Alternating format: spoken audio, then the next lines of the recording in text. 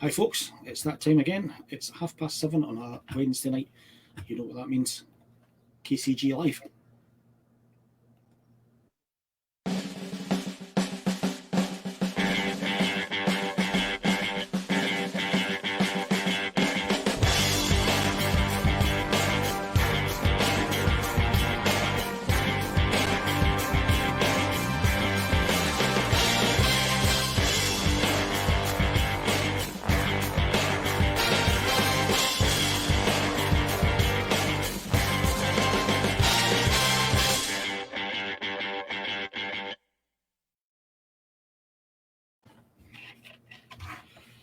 Hi, guys.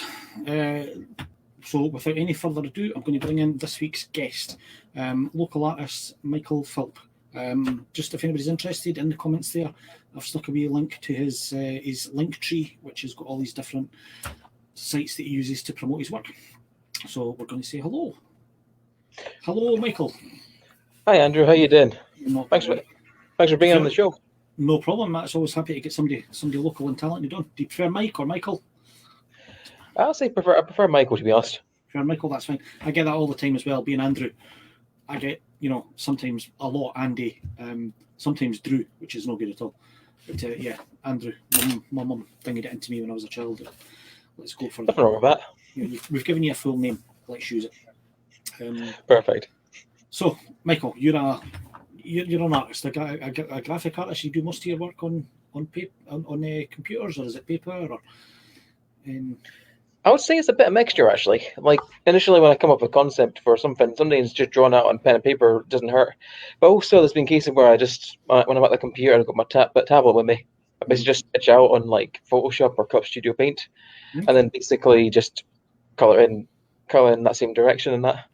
I use Clip Studio myself. It's a piece of software I very much like. It's definitely good use. I've got some of your bits and bobs here on the screen to let people have a wee look at some examples of your work. There's a couple I particularly like this one. I'm quite excited when I seen it, thinking that looks like an awesome comic. I have to get it, but obviously just a concept piece for a show that you worked on. Is it to promote a show that somebody was working on? Is that right? Yes, I think how it worked was back in 2017 when I was starting to open up for doing freelance work. Fraser Cole from the Glasgow area, he contacted me to basically ask me if I was interested in doing a wee front cover for his Cops and Monsters TV series that he was doing for Amazon Prime, if I remember correctly. And so basically how it worked was I basically put together a few various thumbnails, and over email we basically just talked about what sort of things he was looking for and that sort of thing. And eventually it came to reach that point where to the final piece you see there. And then like in the top what's the word? In the top left corner there, that's the sort of Cops and Monsters badge logo that he has. And I love the look at it. Like I say, it certainly looked like the type of comic that if I seen at a convention, which you do see a lot of things like that, a lot of self-published stuff and stuff like that. I would definitely pick it up. It shows, yeah. It's definitely. I've watched the clips from the show itself, and it's pretty good, I must admit. That's from like back when I was the first season, if I remember correctly. I'm not too sure how many seasons it has at the moment, but I know you can probably get it on Amazon Prime, if I recall. But yeah, it was definitely quite a fun project to work on. Okay, excellent. We've got another couple there. This is again just a concept piece based on a Lovecraft story. Yeah, that was my final project at university. The concept was me basically taking one of like H.P. Lovecraft's first short stories, which was in this case was Dagon, which he did for a journal called The Vagrant back in like 1919. Okay.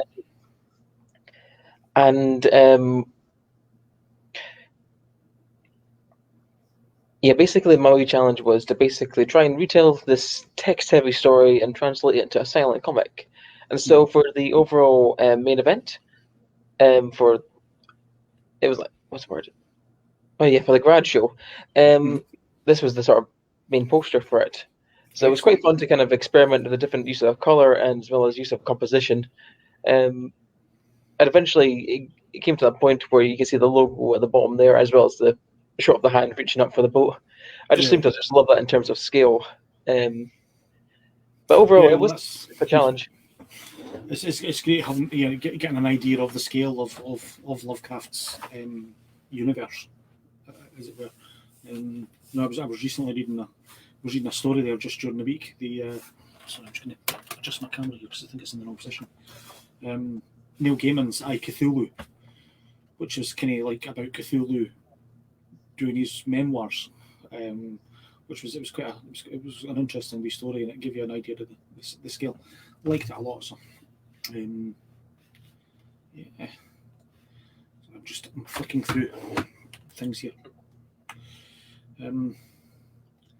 So what do you do mostly? Is it? What do you mean? Do you mean in terms of like what I currently do, or? Yeah, I mean, when you're doing your artists, what do you like to do most? Oh, in terms of that, at the moment, I do quite like creating character art. For example, in this case, this example you see in front of us, this is a wee like experiment to see if I could try and create Charmander from the Pokemon series as a digital painting, but also with trying to provide realistic textures. Yeah, I was going to say, is it a Pokemon, because I didn't really know enough about them to be sure or not, but I just assumed. Yeah, that's an excellent piece, man. An excellent use of light and shadow and things like this. It's obviously a lot of talent there. Thanks, Andrew. I'll quickly flick through another couple of things. Obviously, a wee bit of pixel art going on here, a wee bit of 16-bit.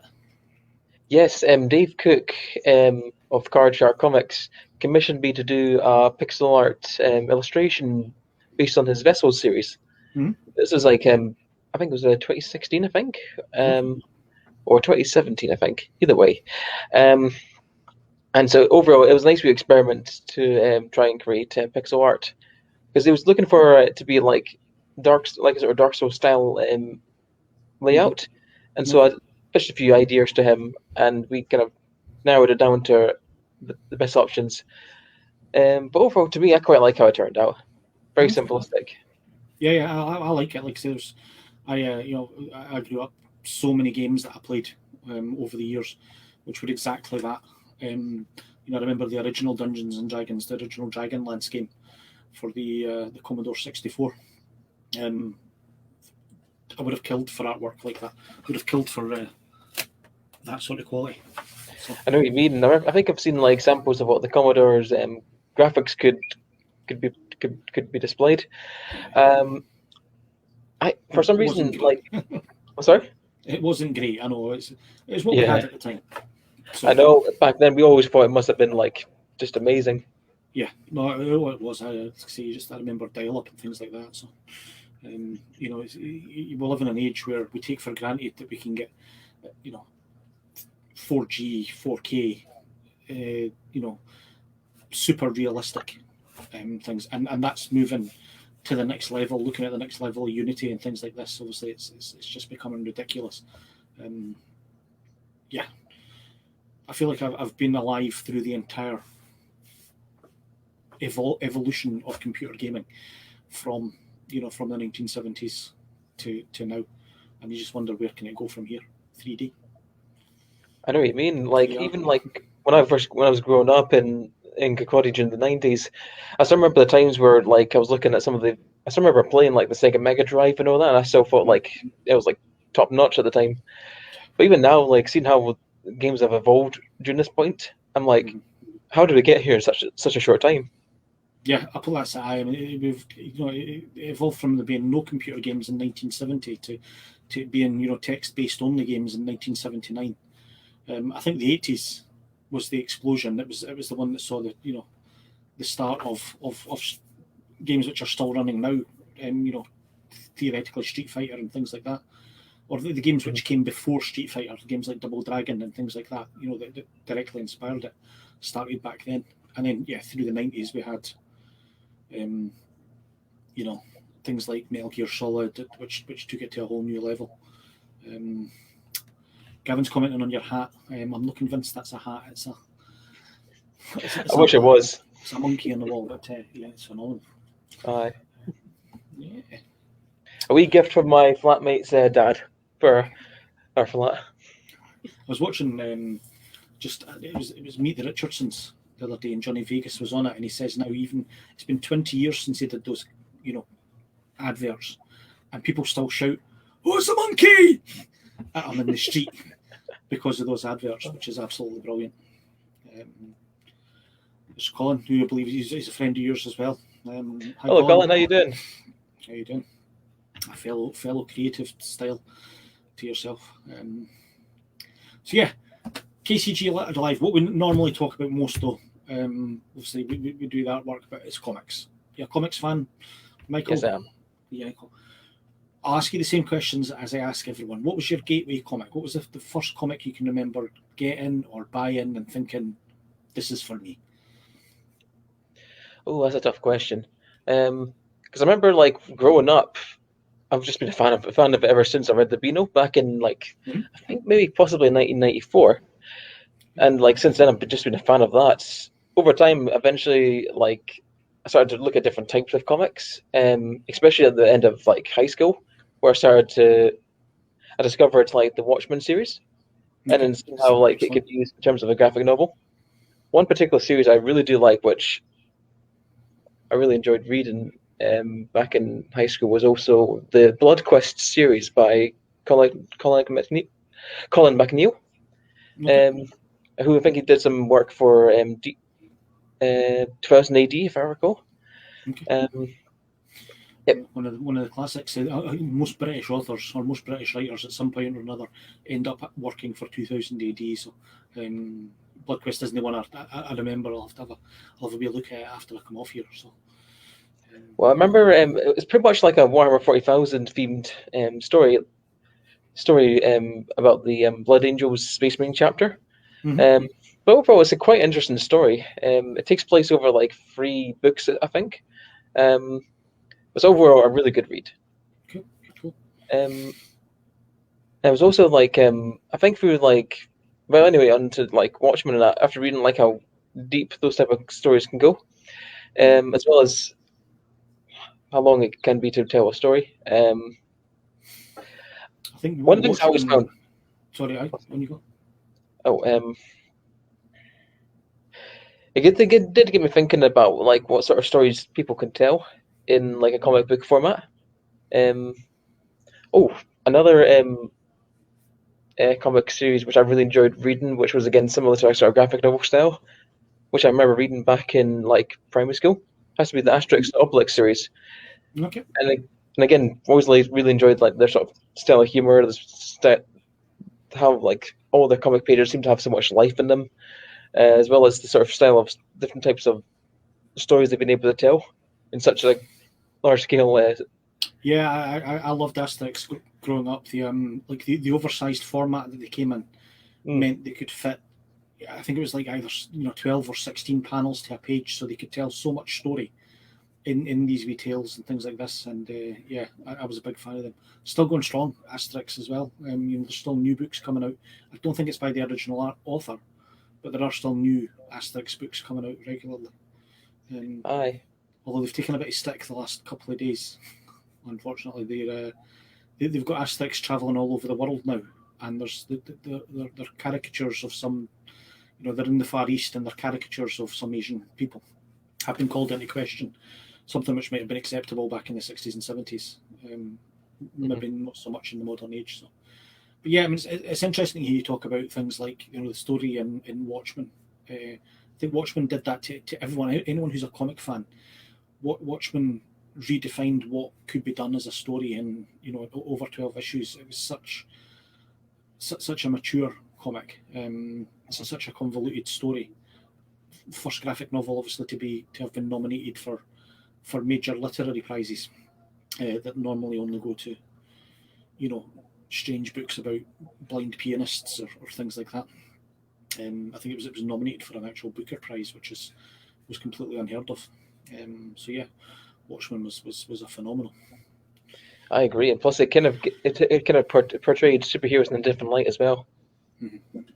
Yeah, definitely took them away from the all superheroes are heroes, very black and white theory that had been up until the 80s. I think it helped to change comics, superhero comics in general. Arguably, you wouldn't have had The Boys or Invincible or things like this if he didn't have Watchmen. Alan Moore was such a huge influence on I have to comics. agree. And not just that, even before that, V for Vendetta, The League of Extraordinary Gentlemen. He's just every time, just like bang, he's knocked another one out of the park. Oof, there you go. Yeah, such a talent. It's a shame he doesn't do an awful lot these days, but I think he's fallen out with just about every publisher there is. So I'm not sure. I think I can know what you mean. I remember there was like an Alan Moore H.P. Lovecraft's comic that was out there. I think it was called Necronomicon. Okay. After reading it, I remember reading it briefly, and I was like, it's one of those things I will only read once and never again. I just want to say about how like the publishers kind of had a falling out with Alan Moore. That is explain it. Yeah, he obviously fell out with. I think he fell out with Marvel first, and vowed he would never work with them again, and then fell out with DC and vowed he would never work with them again. And I think he self-publishes now stuff that he comes out. He's doing. I think he's got a prose novel, which is massive, like 900 pages or something like that out. I'll double check the details on that, but that was the last time I seen him having anything out. That's the wrong one. But yeah, such a talent. But I do like his writing style, especially in the Watchmen series. Especially when it comes to dialogue. I was reading I was listening to one of those motion graphic comics. I think they did an adaptation of like the Watchmen series, so it was kind of good to see a wee sort of like animated version of it. It's one of those things I do like listening to whenever I'm like working on comics or art. It's an easy listen. These are strange things. I've noticed these popping up recently. I noticed even on my Amazon now. There's a Red Sonja, it marked as a Red Sonja movie, and I thought it was an animation, but it isn't. It's basically a motion comic. They've taken the panels from the comic, and got actors in to do the sort of dialogue, and it just sort of moves about slightly. It's a strange thing. I've seen them on YouTube. As kind of amateur things. And again, the same as you. Sometimes when I'm working away, there's a YouTube channel called Comic Storian, who basically just tells the stories that are in the comic. Putting on the voices and things like that, and shows the panels with the dialogue blanked out. And I can just have it on in the background just to enjoy the artwork and things like that. So. Yeah, it seems like a strange sort of thing now. This idea of motion comics. Well, at the same time, it also shows that there's an audience for it. Because I remember another good motion comic I remember reading was Superman Red Sun. And again, like they did the motion comic of that, and overall, it was kind of interesting to see that story being told in that sort of style. I guess it could be accessible to like one particular audience compared to a comic audience. Yeah, because not everybody's comfortable sitting reading a comic or things like that. Some people, many fans of the comic genre now, basically the majority probably have never read a comic. All the Avengers fans that are out there, the Spider-Man fans, the Hulk fans, and stuff like this. The vast majority of them, I would suggest, are people who've watched the movies and never picked up the source material, which is fine.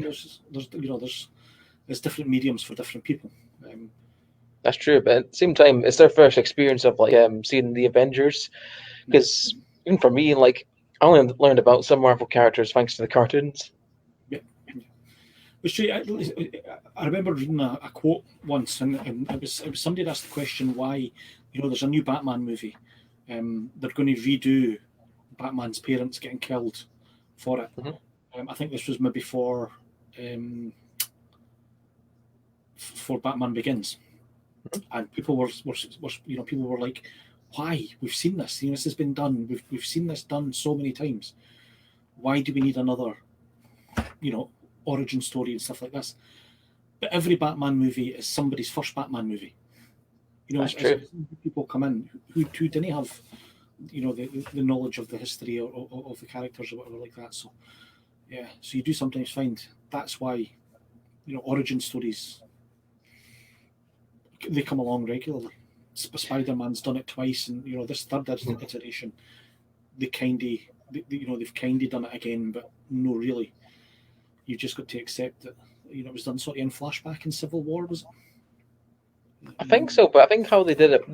I like the way they did it in Civil War when it came to like that sort of flashback. Just having Robert Downey Jr. show up and he's already there, and Uncle Ben's already away and things like this. It was a different way of doing it, but yeah, still established the character for the new, the new viewers. I think it's always best to kind of like look for the different ways to tell that same sort of origin story.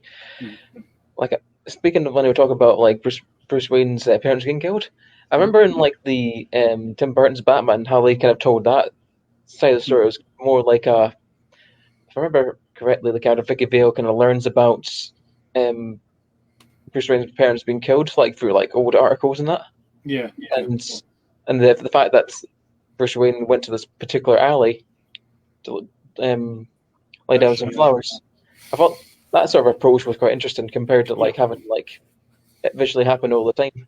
They did that retcon thing in that one though, where the when they eventually did a flashback, and it was the Joker character who killed his parents. Aye. There's David saying hello, lads, as well. That's David from Glass City Comics in Glasgow. Hello there. Check out his work online. Absolutely excellent. Soon be able to buy that in store. I'm getting some of his comics in. There's a big shout out to all the creative guys out there. Yeah, superhero movies now. I think, I would have loved there to have been this level of superhero movies when I was growing up. There was only, some Superman movies back in the 70s, 80s, and then some Batman movies back in the 80s, 90s. You always think, wouldn't it have been great if I'd grown up with this? Mm-hmm. But the effects weren't there in the 80s and early 90s. What they can do now with computers and CGI and things like this is what makes the Avengers work for me. It's all this technology they've built. Jim Henson's built ILM and not Henson's house and Industrial Light and Magic. Is that Jim Henson as well? I think it was. I'm sure it was George Lucas who set that up first. Right. So those guys have changed the banner. I think this is the first one that made me realise what could be done with special effects and how you could do it was Terminator 2, Judgment Day. Aye, that's good. Definitely a good film. Yeah, and again, I think it redefined what you could do with effects at that time. Up until that, you've been able to do certain things. Beyond that, it was just like, yeah, this is just different class. So, yeah. As we're moving on to now, we're sort of chatting more about movies and things like this. We'll move on there. I'm going to bring in my semi-regular co-host, Mr. Duncan, and add into the stream just now, and we'll bring him in. Hello, Mark. Hello there. Hello. Mark, Michael, Mark. Hello, Mark. Nice to meet you. Nice to meet you, Michael. So we're discussing effects there. I don't know if you were listening before you came in there, Mark. I saw a wee bit of that, yeah. Yeah, what sort of the changes? What made movies now? They can do things in movies now that they weren't able to do 20 years ago. Well, the first time I sort of noticed that they were getting up to speed with superhero stuff, as in being able to realise what we were seeing in our heads, was probably the final Matrix film. No, nearly the best of the Matrix films, but that whole scene with Neo and Smith. Not the best of the Matrix movies. I think, is there a bigger understatement ever in the world? I think if you'd I stopped didn't- at one Matrix movie, I think I would have been. I didn't hate the sequels near as much as a lot of fanboys did on the net. But yeah, they weren't nearly as good as that first movie. But that fight scene was really good, you know. But a lot of it was cribbed for Miracle Man, really. You know, the whole Smith slamming Neo into the big crater, you know, that's straight from Alan Moore's Miracle Man. But it was nicely done. They were starting to get the hang of the technology. The computer graphics were starting to get. It still looked a bit digitally, you know, but it was quite well done. But then obviously they've progressed. I agree. You can definitely see the sort of comic influences in those Matrix films. Even then, I feel like they take a lot of inspiration from other sources as well. Even like that. Invisibles as well, of course. I have to agree.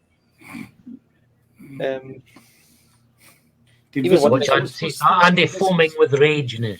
The Invisibles. I think I've heard of it. I think it's Work of genius. some would say work of genius. Some would say derivative pile of crap. Not me. I guess it could be depending on how you see it. No, the Invisible. At the risk of repeating myself over and over again, Grant Morrison is absolutely excellent when he works on characters that are fully fleshed and other people have created and things like this.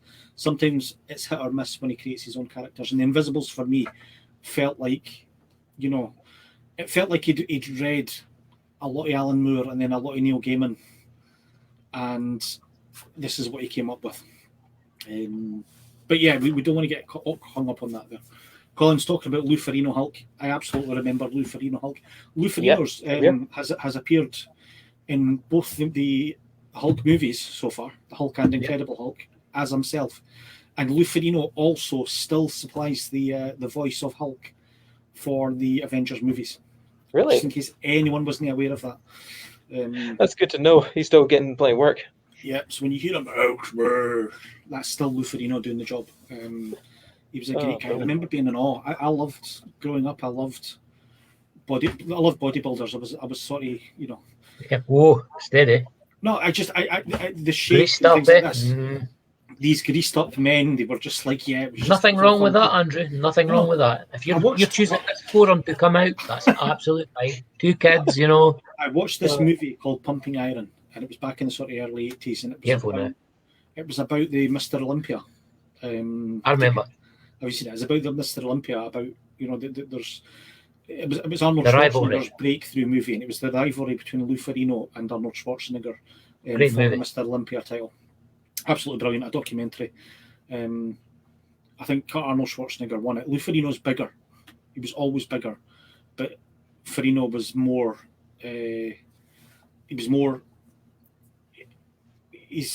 What's the word I'm looking for? He was perfectly proportioned. T-squared. Yeah, Ferrigno had bigger arms, bigger shoulders, and stuff like this, but he looked unnatural sized, and that's why he made a really good Hulk. Whereas it was a brute. It was an absolute brute. Whereas you know, Arnold Schwarzenegger looked like a god, looked like a Greek god.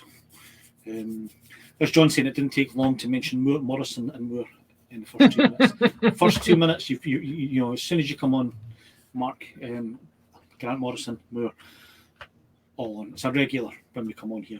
Johnny Bruce knows me well, and so do you. You know what I'm going to talk about. Yeah. I know. Hopefully, I'm going to get John back on possibly next week again.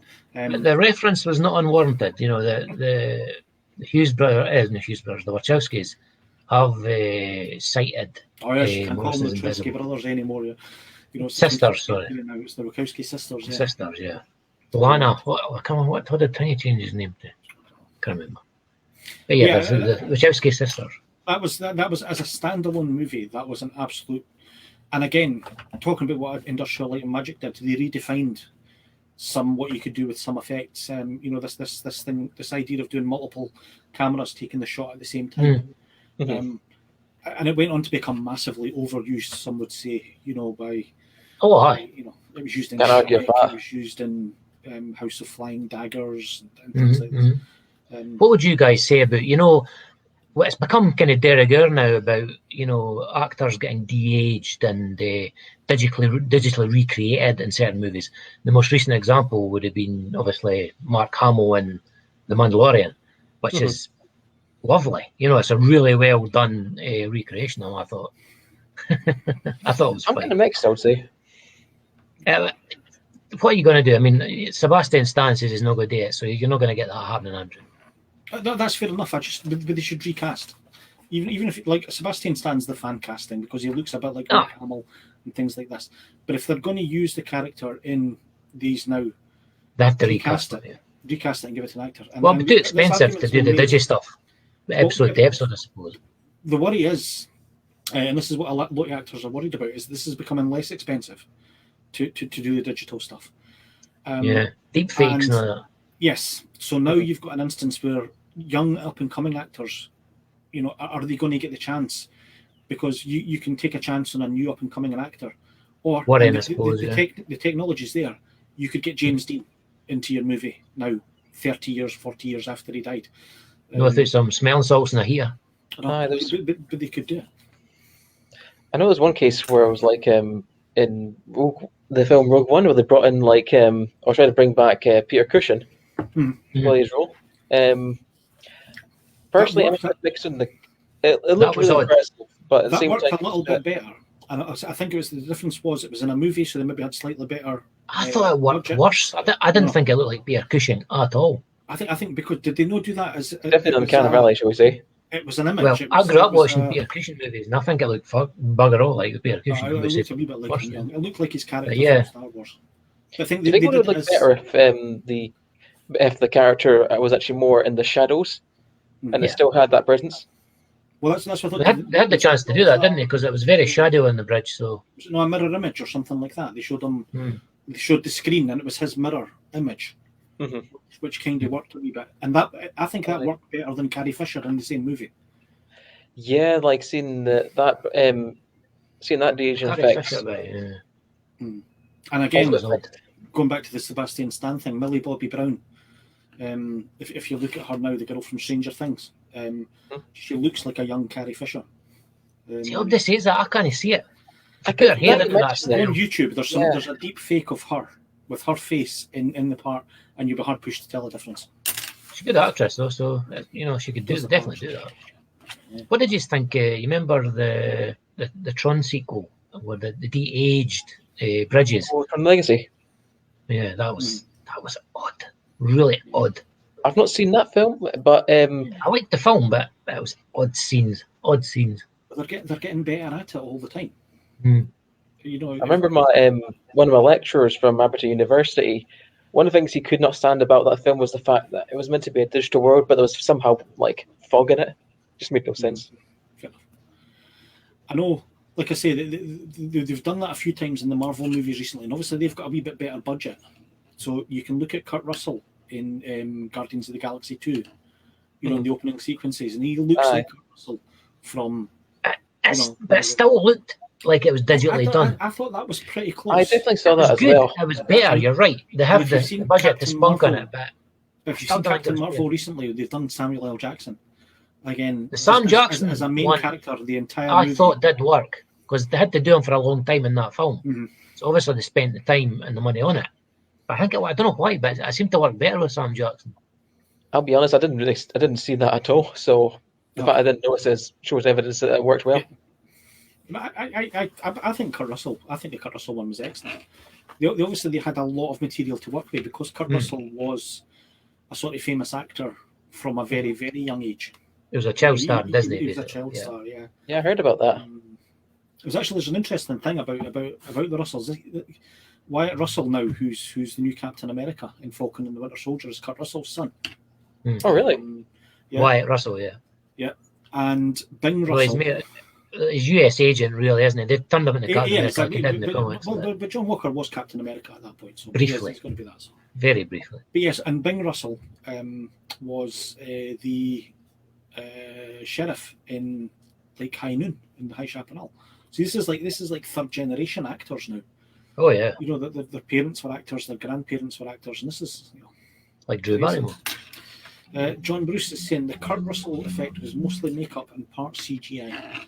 Really, I thought it looked like I thought it was all CGI. Like they'd taken him from because Kurt Russell's one of my favourite actors of all time. I could talk about him for hours. I could talk about He was great in The Thing. Big Trouble in Little Finger. He's great in what? He's great in The Thing. The Thing. The Brilliant. Thing, obviously. Brilliant. He's great in all the Carpenter stuff. Even Escape from LA is great. Escape from LA and Escape from New York. Escape from New York. And obviously his greatest ever role as Wyatt Earp in Tombstone. That's good. Oh, that's that's so good. So good. Do you remember The Quest, John? That was Val Kilmer's Andy, do you remember The crowning Quest? moment as well? The Quest. Yeah. You're maybe just too young. It was on TV when I was really young. It was A TV show? He was basically, it was him and I think, what was his name? American actor was in, he was the vice president in the West Wing. Tim Matheson. Tim Matheson.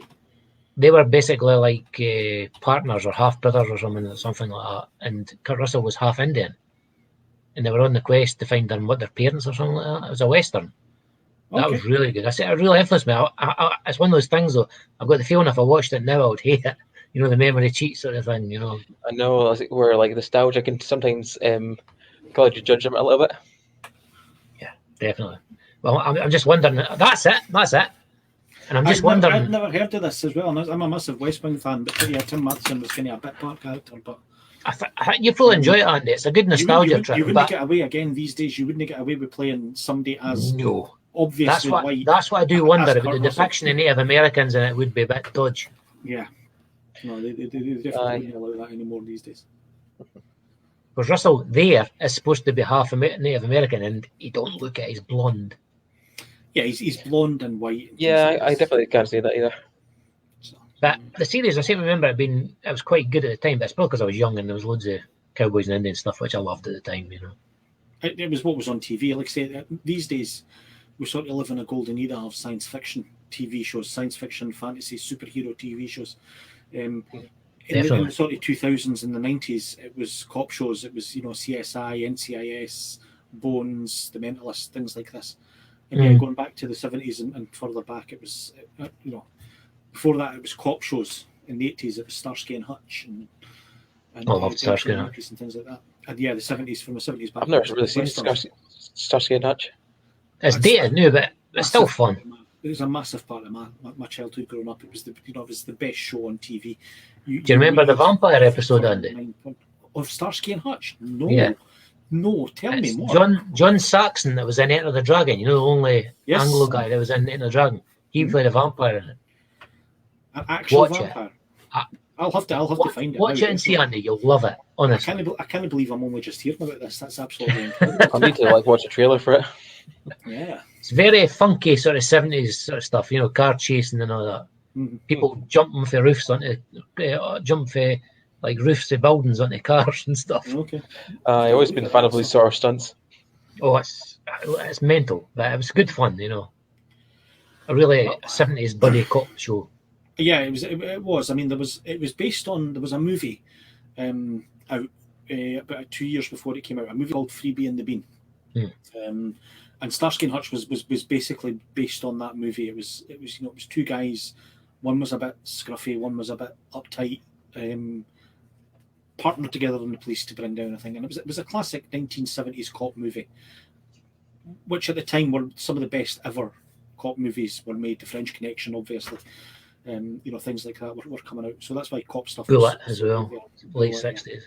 And yeah, Starsky and Hutch came for the back of that. And it had the coolest car in the world, which was a Ford Gran Torino. Torino, yeah, nice. I had the T-shirt. I remember I had the T-shirt. I got it at Butlins. What, the Starsky and Hutch T-shirt? Yeah. Wasn't there a remake back in the 90s? Yes, with Owen Ben Wilson Stiller and Ben Stiller, yeah. and Owen Wilson. What are your thoughts on it? It was all right. They played it as an out-and-out comedy. Yeah, which ruined it for me, but rather than, it was all right. And if you take it separately for the TV series, it's absolutely fine. But it was all right. Yeah, it is. The Gran Torino. That's the Ford Gran Torino from Beast of a car, like. It does look quite nice. Everybody in the world in the 1970s wanted this car. You couldn't drive that here. You literally wouldn't be able to get around corners with it.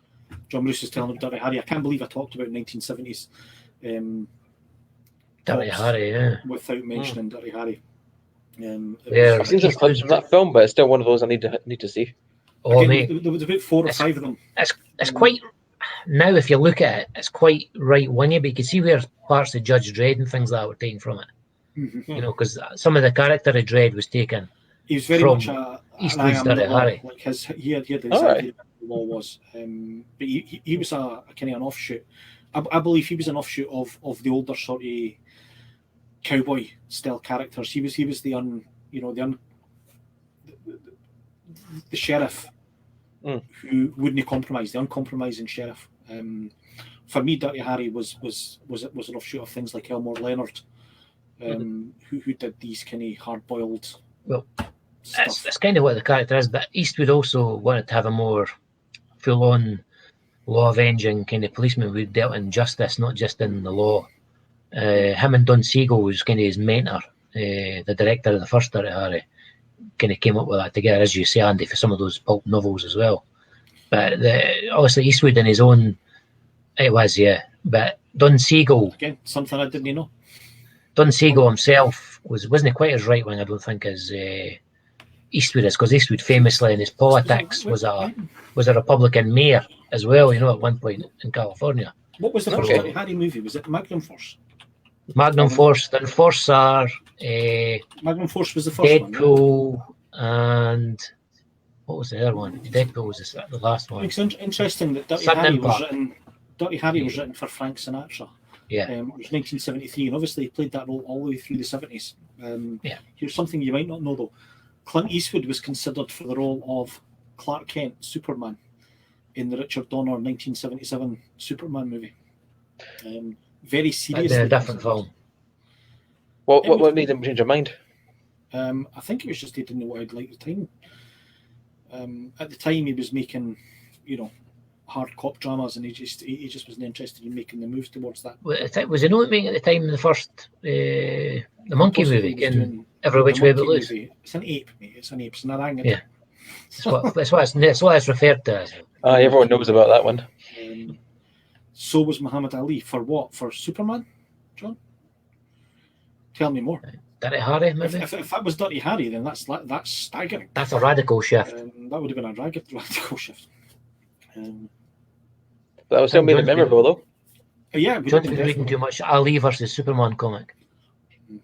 John was saying it was for Superman. Muhammad Ali was considered. No offence, but that would have never have flown, if you get the pun, in the 70s. Like. Yeah. Whereas it will now, Yeah, it was also, different they're times. looking to Very recast different Superman now with a black actor. I'd love to have seen it, though. I loved Ali. I was a massive fan.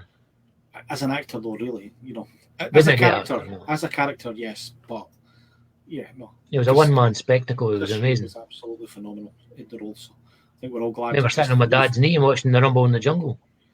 Great. George Foreman. I was a wee bit too young for that. It was 1973, I think, wasn't it? Yeah, I was just a thought. I was still a baby.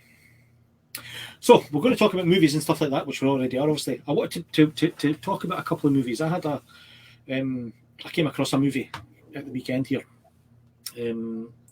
on Amazon, and it was a movie called Palm Springs, I've seen the trailer for that.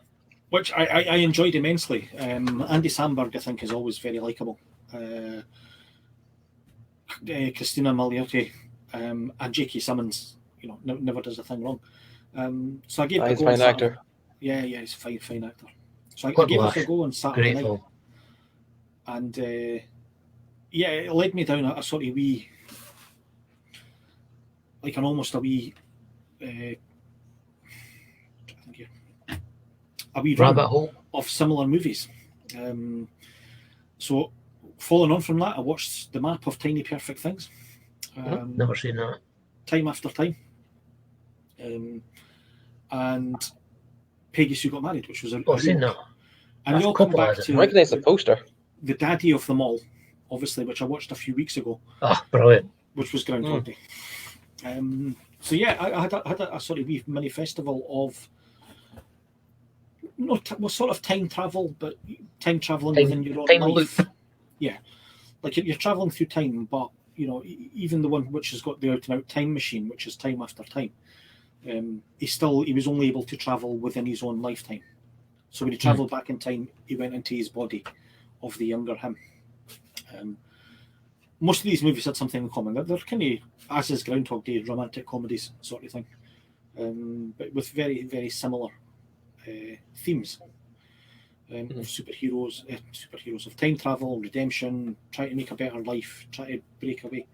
If you've not seen it, that's another one I was going to show. I heartily recommend this one. It's Palm Springs. An absolute hoot. It's available. I've seen the trailer, and I did think it was very Groundhog Day looking. Yeah, I mean, it very much is.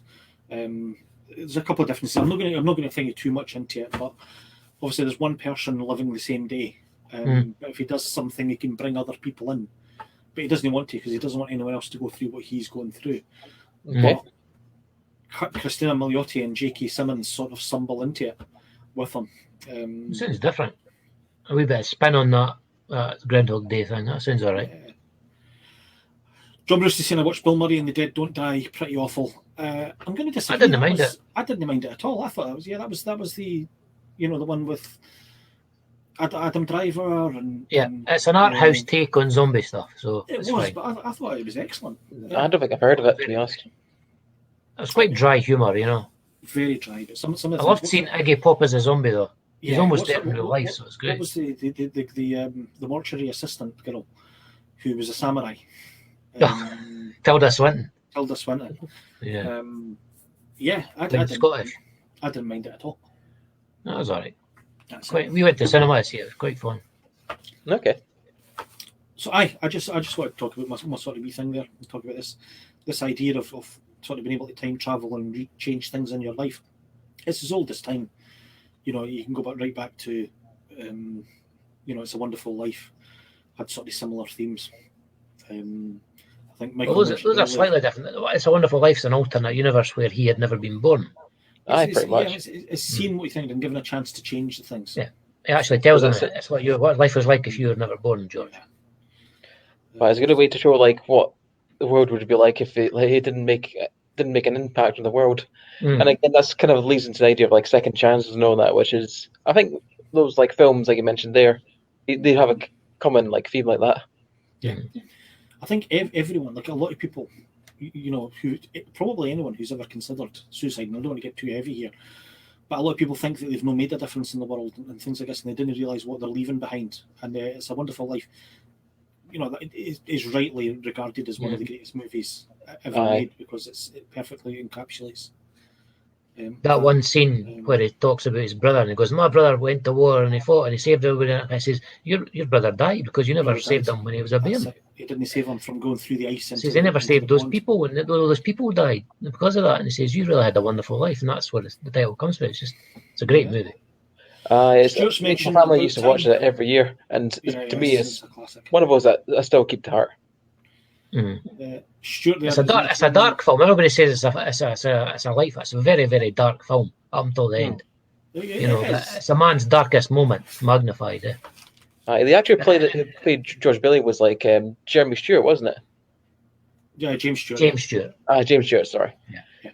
Jimmy Stewart. Yeah, it was Stewart's talking about Time with Donald Gleeson and Rachel McAdams. Again, a brilliant movie. I love this theme of this movie's. That one's a Richard Curtis movie as well, which I've not watched that yet because Caitlin hates Richard Curtis, so I'll probably watch that myself sometime. I quite like Richard Curtis movies. I think Four Weddings. Never say that to her because she'll destroy him for you bit by bit. I don't want to destroy. I don't want a movie broken down for me from. No. I mean Richard Curtis. Everything he's ever done. She doesn't like him at all. She hates everything he's ever done. Everything he's ever done. Everything. Red Nose Day, billions of pounds for charity. Evil. Oh, come on. Soulless. I quite like Richard Curtis, but I like these movies. I have to live with a film lecturer, so this is the thing. At least you get some new content though. It does. So what makes for interesting conversations, let's put it that way. Yeah, I'll bet. That's fair enough. Superhero stuff as well, so you can imagine. It's a good poster, by the way. Thank you. I've had that for yonks, but I thought this time I'll have it behind me instead because I wasn't showing any other ones we did. So we'll get up there. You're at an angle now. You've sort of finalised your. This is your best way of setting up I think so. Best light as well, with the light shining from behind, with me in between, I suppose. We'll change the view here definitely. so that we can see Michael's Infinity Gauntlets in the background. Nice. I've noticed that. Very nice. Thank you very much. But I can't take full credit. The Thanos gauntlet belongs to my flatmate. He's also got the Doom helmet up there as well as a monkey on the top there. Okay. As for me, I've got a what's it called? New California Republic helmet there. Nice. Right, from Fallout, yeah. Yeah, I'll be honest with you. I'm a very diehard fan of comes to Fallout. Okay. Even 76? Sorry? Even 76? I would say, I'll be honest with you, I don't own that game, but I've heard the horror stories about that game, of course. I don't play with others, so I've never played it, but I've got other Fallout games. I love them. Aye. I've been meaning to give it a go. I've got Game Pass for my PC now, because it's ridiculously cheap. It's like $6.99 a month, and you get to play all the Fallout games, all the Elder Scrolls games. You know. Well, Microsoft just got them Bethesda stuff, didn't they? Yeah. Yeah. There's loads of both Dishonored games you can play on it. There's just some great games there. So I've got it. I keep on meaning to give 76 a go. So. Oh, I better mention also the wrong shoulder. My Doctor Who's there. Got a few of them in their TARDISes there. Mm-hmm. No, I see them on the shelf. Yep. The wee shelf there. John Baker and Pierre Davison. One Mandalorian. That have 3D printed. I think three TARDISes beat a Mandalorian, but never mind. I'm going to paint that one of these days. Aye. Yeah. So that was anyway. That was the movies that I've been watching. Michael, what have you been watching recently? Anything interesting? Talk to us about? Okay, let me think. There's a few things I've been watching on Netflix. Because usually I'm quite a fan of like Japanese anime, but also at the same time I'm quite critical about it. Okay. So there was like there's some series which I've enjoyed, but there's some series which I just missed because wasn't a big fan of them. But in terms of like stuff like that, me and my flatmate have been watching a few other few films recently. One of which was that Godzilla vs King Kong film.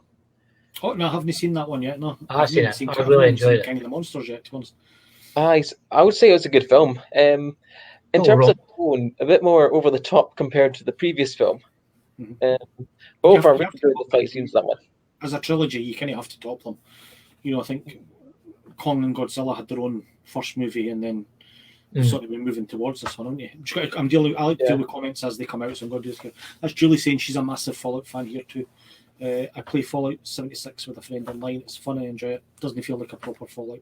I've heard some mates mention that it doesn't feel like Fallout. I know people who are like, there's a guy I know who will tell you that the only proper Fallout games were 1 and 2, because that was the proper isometric, time paused, and it was more like a proper RPG. Yeah, they're fun, but they're of their time. Yeah, for many people, 3 and 4 are the massive improvements on it. For a lot of people, New Vegas is sort of the ultimate Fallout one, and even it's really good. Yeah. But nobody says Fallout 76 is the best. I don't think. Yeah, it's got its problems, but I do like the theme for it, like especially when it started, because I've been listening to that every once in a while, and it's just surprisingly good. Apparently, it's an improved game. Mm-hmm. It's one thing I do like in the Fallout games, even like Fallout 76 still has elements of that, is like telling stories all with the environments, especially when you go to the abandoned vaults. Okay. Because sometimes you mind to think yourself what happened here, and that sounds fun, because I do like the abandoned vault themes in Fallout 4 and 3 and that. There's always a bit of fun when you go in an old vault. Creepy as hell. Indeed. In fairness, when you think about it, they pretty much are like reskin dungeons. Because you know how like Bethesda also owns like the Elder Scrolls series. You can definitely see the parallels when they've been putting them together. Oh yeah. I said this. Like when you go into the tombs and see the Draugr and that as well. Even the the on screen the HUDs and the UI. If you look at Elder Scrolls Oblivion and Fallout 3, basically the UI is identical. They've just sort of reskinned it to a fantasy thing rather than a thingy thing. But it's absolutely identical. You can tell, that they're made by the same people. The POV definitely for Oblivion and 3, yeah, I'd say so. Yeah. But the thing about them is now is that they're still using the same game engine from Fallout 3 and Fallout New Vegas. No, they didn't make New Vegas. That was somebody else, wasn't it? Yeah, it was Obsidian, the guys who originally made the The Fallout guys who game. did 1 and 2. Yeah. Aye. So it's good to that's see why how it's they a can proper do. I agree, but either way, it's good to see how they would do their version of like the new Fallout games, and hence I think that's why a lot of people really have got fond memories of New Vegas. But just before Fallout 4 came out, I started playing New Vegas just to get into the right mood for it. Yeah, Fallout New Vegas was an excellent. I think for me, Fallout 3 and Fallout New Vegas are my favourites of the, of the run. I still dip into them on occasion, at least once a year. You know, I mean, I usually go for a complete walk through them. Yeah, definitely. Aye, so Mark, what have you been watching? Film-wise, I've not been watching so much genre stuff because the Oscars is coming. Me and Caitlin usually run through the Oscar nominations. Don't talk. You're going to talk about something which is it's in Dutch with French subtitles, and it's about there's a only man who wants to marry a spoon or something like that. There's only about 4 foreign language films up a year for the Oscars. You're talking about the Americans. Americans don't do subtitles, Andrew. Okay, so for genre stuff, silent movies. There's not been de rigueur since probably the 1920s, 30s, but yeah. Won the Oscar a couple of years ago. Well, a few years ago. Oh yeah. The Artist, you mean? The Artist, yeah. That was about 8 years ago, but yeah. But again, I didn't pay much attention to this. My worry is this year that there'll be a lot of backslapping and things like this. I think Chadwick Boseman, even if he doesn't deserve it, will get the Oscar for possibly. Ma Rainey's Black Bottom, which is a great film. Have you seen it? I haven't seen it. Good film. But if we're talking genre, best actor, good. No, there are other better ones there. So he might get the nod, yeah, because it's passed. But I wouldn't say I've watched many films, but I did watch the latest Falcon and Winter Soldier. I did enjoy that immensely. Yes. Yeah. That is another series like Vision and Scarlet Witch. It just gets better and better. Yeah, I've been watching a few episodes of WandaVision there, and I'm starting to see why a lot of people really enjoyed that series. WandaVision was excellent. It was excellent, and the effects were great. They kept you guessing all the way. Falcon and Winter Soldier is a completely different kettle of fish. There's no really any spy espionage action type thing, yeah. Although apparently we're getting a big cameo from somebody in the next issue. Sorry, I'm just thinking that up again. So we'll see if we get somebody in. But yeah, some of the characters that they've introduced sort of backdoor, it has been great in this. And yeah, I think this week is going to be the episode that they take the shield away from the next one coming, episode 5. Yeah. Well, considering what happened in the last one, I'd say. Yeah. I'm not going to say what it is. No, it's okay. You know what I'm talking about. Nobody wants to be that spoilery person. That Mark Cabinet spoilery person. Don't want to do that. Don't know why. Usually, when it comes to spoilers, I often like to find out how the what's the word? How the story ends up that direction anyway.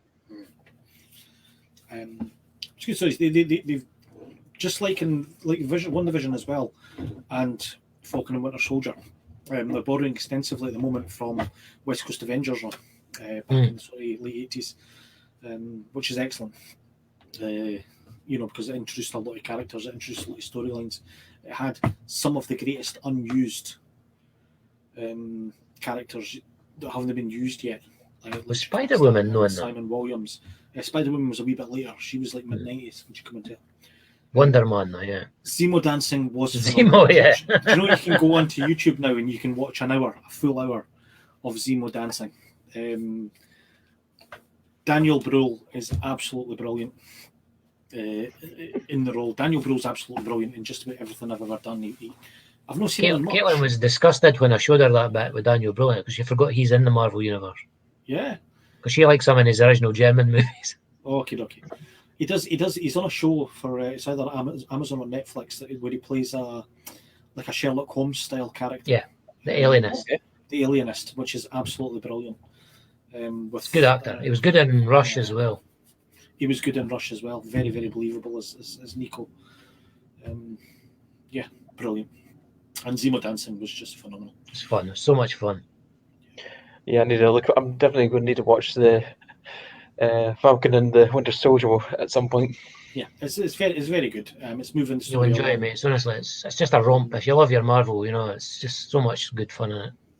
It's reminiscent for me, and I've said this a couple of times, but it's reminiscent of Captain America: The Winter Soldier. They've gone back to that kind of Cold War thing. Staying pretty close as well to what happened in the comics. Flag Smasher, they've changed it from a male character to a female character. She's very good, though. Yeah, but she's very good. The girl they've got in there. So it'll be interesting to see where they go with that. Introducing characters like Isaiah Bradley and I forget. That was good. I really enjoyed that. That was fun. It's just a wee nod to the history of the Marvel universe, and hopefully, obviously they had his grandson in there, who's a sort of major Marvel character now. Well, not a major Marvel character, but he's in there definitely. He's in Avengers and things like that. So it's interesting how they release these people. I always enjoy seeing how Marvel adds in these different Easter eggs in their films. Gives them some extra reasons to watch them again. Yeah. Oh yeah, definitely. So often you'll get a character who's only introduced for a short length of time, and then comes up. Like obviously, we're hoping that Monica Rambeau is going to appear a lot more. Spectrum in the comics, wasn't she? In the Captain Marvel at one point. Spectrum, no Spectrum. Yeah, she was. Photon. She was Spectrum at one point as well. I'm pretty sure. But John she was Bruce, Captain Marvel. I first saw John her as Bruce Captain is watching. Marvel. John Bruce can tell us Captain Marvel. John will is tell the best us, Marvel movie. Yeah, it's a great film. Period. You're absolutely right. It's a classic spy movie. And to have Robert Redford in it as well. As a direct homage to those spy movies. To those spy movies of paranoid conspiracy thriller movies of the 70s. Yeah, I can definitely see that because I was actually speaking to my flatmate at one point just about the Winter Soldier, and for some reason, based on this sort of story of how Captain America's on the run and that sort of thing, it kind of got me thinking. Reminded me of Call of Duty briefly because I kind of got that little vibe from it, especially with the Winter Soldier. But I digress. Either way, it's still one of my favorite Marvel films. It was great. And John Bruce has said this. John has said this to me before. He loves Robert Redford in it. He's who he'd imagined his Cap when he read Cap. And when he was younger, it'd have been perfect. With the blonde hair and if you look at him back for his square jaw, age, and he would have been absolutely perfect as Captain America. Instead, we got J.D. Salinger's son, Matt Salinger. Matt Salinger, right? Yeah, Matt Salinger. I remember that. He remembers that. I don't know if he made that awful costume. Yeah, I don't know if he ever made any other movies. I don't know if that was Matt Salinger's only attempt at being a straight to video and straight to TV. I think that was him. Yeah, I remember it being not bad though. The film was a romp at the time. Yeah, it was a romp. It was what we had. It was like all those ones of the 1980s. It was like the Hulk. It was like the very short-lived Daredevil, the very short-lived Spider-Man, Thor, who they introduced. With an Italian Red Skull, as John says. I spent 20 years thinking that Red Skull was mental. Is that the one for the Italian Red Skull? Yeah, I recognise that 90s film. The one I feel that it's I feel like it had a production value that was from the 70s. Oh yeah, it was not great. Definitely. Oh man. Yeah, really cheesy. If there's one thing I think ridiculous in that film, it's there's a bit at the very end where Captain America sets heads up in a really campy close up. It's just man. I remember looking that up and I was thinking to myself, I hope I can write better at that. That was the reason they did away with the wings in the comics and on the next films because they just look stupid. They have them clapped, obviously painted on rather than sticking out because it's just ridiculous. Yeah, it doesn't work at all aesthetically. They were not great. And is it in the film? Is it pretty much Captain America being chased by a lot of fashion models or something? Yeah, basically it's supposed to be government folk in that, and it's just nonsense. Yeah, it's utter nonsense. But it was fun at the time, because there was nothing else. As Andrew said, we didn't have anything else back then. It was what we had. I just think it was a strange choice. I think I've never heard of Matt Salinger before or since. The only thing that stuck in my mind all these years was he was the son of J.D. Salinger, which I thought, he must have been so proud. That kind of reminds me of these two Capture America films that went to TV at one point from the 70s. That's plastic ears in the costume. That's. So, John, you're saying that these here are plastic ears? But they're just painted to look like wings? They are really stinky. I see what you mean now. The costume is just awful. There was a TV show from the 1970s as well, though, which was even worse. Is that the red brown one? Yes. I've watched clips from it, and if I remember correctly, there's only one fight scene, but it's poorly executed. It had like a see-through. Yeah, that's the one. Oh, yeah. A bloody motorcycle helmet with wings. Shield and a motorcycle helmet with wings and stuff like this. That's dire. I know. John's saying that's what he read in the interview with him. I'm taking what we're talking back to the Salinger. Thank you. How dire looking is that, though? I thought the Mark Salinger one was bad, but that's really bad. Oh no, this one, like I say, I remember. Just it was the see-through shield was what got me. This. That's hung. Glass. Really it's like a riot shield. Police shoes nowadays. They use these riot shields. I hate to say it, but it looks like that. That looks like somebody's trying to do a porn version of Captain America. Possibly. Well, it's cheap looking anyway. Yeah. See, back in the 80s, they made so. We'll do a whole other show on unsuccessful pilots and shows. We'll do it on the Fantastic Four movie. Oh, the Roger Corman one. The Roger Corman Fantastic Four movie. We need to do a show on that. You can actually, I think you can view that now on YouTube. Yeah. So we'll maybe do a watch along at some point. That could be a fun. Put that alongside the Josh Trank one. I think the Roger Corman one's longer. This is the problem. The Josh Trank one, they cut it so badly, it ended up only being about 85 minutes or something like that. A dog's dinner they made it, wasn't it? They did, and some great scenes that were in the trailer just never made it to the live movie. So I think the only good thing about that film is just the music, and that is it. Yeah, music was pretty good. I'd say I would disagree, and I'm going to say this, right? See, if you watch this movie, you can see what Josh Trank wanted to do in the first act. So the first act is there, and it lasts for about 45, 50 minutes for them, establishing the characters, them getting the powers and blah, blah, blah. And then it seems like there should be a whole second act there, which has completely been thrown out. And they jump immediately to a third act, which only takes about 15, 20 minutes. It felt like if you look at the first 45 minutes of that, if there'd been a 2 hour or 2.5 hour movie there somewhere, it could have been a decent movie. But it was cut so badly by the. What I don't get is why do they never ever get Dr. Doom right? They never get him right. And the thing is, I like Toby Kebbell as an actor, but I think it was miscast. Like, see, what you want to do is you want to CGI Dr. Doom because he needs to be massive. Even in the sort of bad ones, they're no bad ones, but the Jessica Alba, Chris Evans, Ewan Grufford, Julian, someone his name was. Yeah, Julian. He's quite good as a villain, but it was just like things stuck to his face. Yeah. Not to mention his character's name was Von Doom, so. Yeah, I want to see a big, massive CGI, physically imposing Doom. The Juggernaut in Deadpool 2. Well, yeah, or a Thanos or things like that. Yeah. Doom should be maybe not quite Thanos size, but certainly. It should be like a really big dude, in armor. Yeah.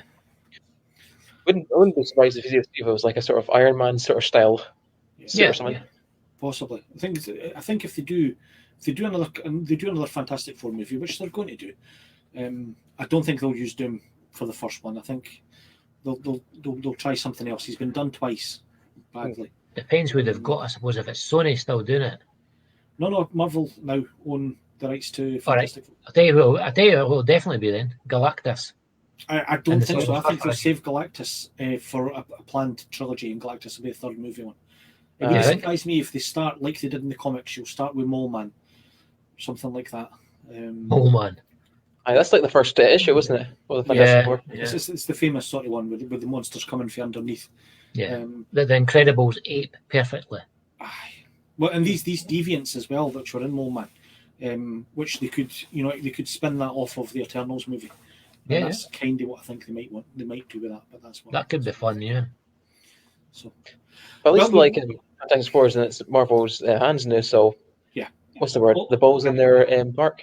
They've got all these Well, characters, of course, back, yeah. and that's what I like to see. So we're running on a wee bit. The day usually I'm just over an hour, but we're kind of running on a wee bit. So is there anything else you guys want to chat about before we call it a night and say bye bye? Don't think so. I think I'm good here actually. Cool. Well, I'm thanks I'm looking forward to. I've seen the trailer on Netflix of the Mark Miller pen stuff. I think we talked about it a wee bit before. Jupiter's That's Legacy. coming up. Yeah, that looks like it might be decent. Oh, I just watched the trailer an hour ago for Army of the Dead, That looks fun. and it looks like an absolute romp. It looks so yeah. much fun. Batista's It's pretty much a heist with zombies, isn't it? Yeah. That's man. which is like You just need to give me that line, and I'm in. You know. It's a zombie heist movie. Eh? Yeah. I guess it'd be different to watch anyway. Oh yeah. Dave That's Bautista's always fun as well. You know, yeah, always he's puts in a very good show. very likable. So yeah. So that's what we'll be watching.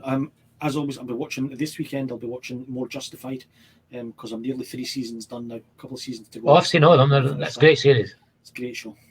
That's about all I'm watching at the moment. And Martin, if you're watching, I'm also watching Workaholics on your recommendation, and it's a lot of fun as well. Find that one on Amazon. Even though Adam Devine's pretty annoying, he's like, if there's a more annoying person in the world than Adam Devine. Oh, that's about the 3 layabouts that Yeah, I think I've seen the trailer. but yeah, Is that good then, Andy? it's fun, mate. It's funny. If you like sort of stoner comedy sort of thing, as a fan of Kevin Smith, I can see. I'll probably watch similarities it, in this thing. John has just come on saying Workaholics is genius, and I know John's a massive Kevin Smith fan. I can see Big surprise there for John. The Kevin Smith influences in Workaholics. One of the characters, Blake. I might watch that then. Well, he's like a pound shop Jay. Oh, really? Yeah. I guess one of those things I need to watch as well.